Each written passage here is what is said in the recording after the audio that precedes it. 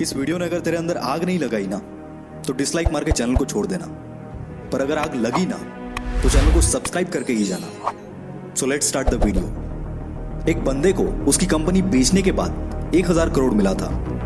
उसने वो सारा पैसा अलग अलग बिजनेस में लगा दिया और खुद रेंट से रहने लगा।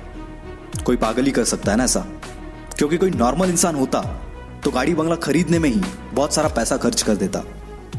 यह पागल इंसान और कोई नहीं, इलॉन मस्क है, जो कि आज वर्ल्ड की कई लीडिंग कंपनीज का मालिक है और आज इसकी नेटवर्थ है 1,40,000 करोड़।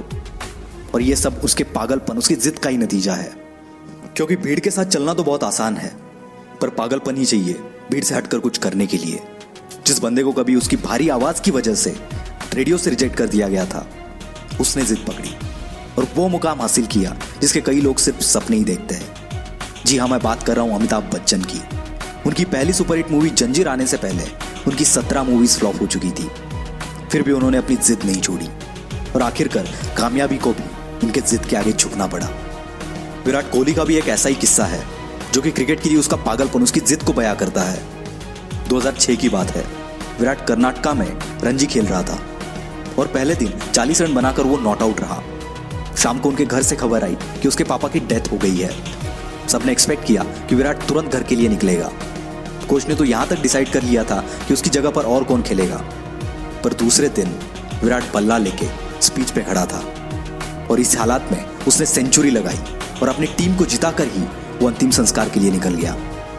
इसे पागलपन नहीं तो और क्या कहेंगे। लाखों में किसी एक के पास ही ऐसी जिद, ऐसा पागलपन होता है और वही कुछ हटके कर जाता है। दिन का 15-15 घंटा काम करने के लिए सिर्फ एनर्जी नहीं, बल्कि उस काम को करने के लिए वो जिद, वो पागलपन होना चाहिए। क्योंकि ऐसे जिद्दी, ऐसे पागल लोग परसेंटेज में नहीं, नंबर्स में होते हैं। ऐसी एक जिद और पागलपन से भरी हुई कहानी है दशरथ मांझी की, जो कि अपनी पत्नी को टाइम पर हॉस्पिटल ना पहुंचा पाए, क्योंकि उनके गांव से हॉस्पिटल के पीछे एक बहुत बड़ा पहाड़ था और उसी वजह से उनकी पत्नी का देहांत हो गया।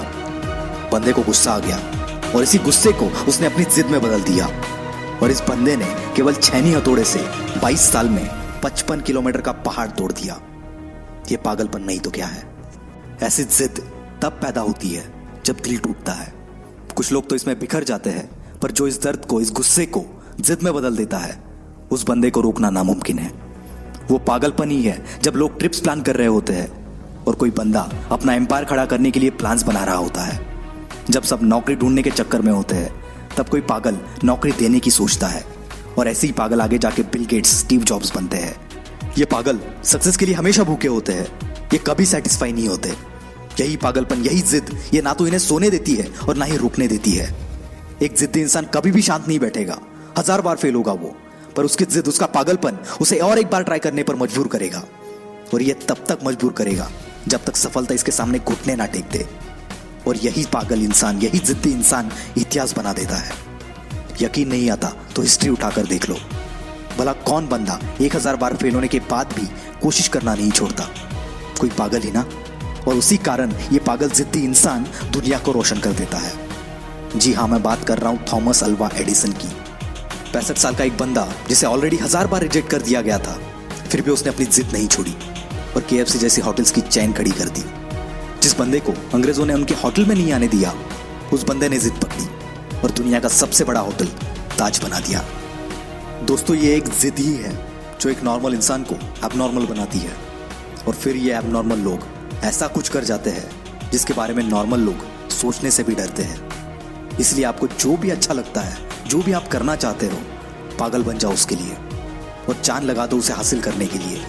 क्योंकि जब तक ये जिद, ये पागलपन आपके अंदर नहीं आएगा, तब तक आप नॉर्मल ही रहोगे। और अगर नॉर्मल रह के ही मरना है तो ऐसे ही जियो, पर एबनॉर्मल बनना है तो जिद्दी और पागल बनना पड़ेगा।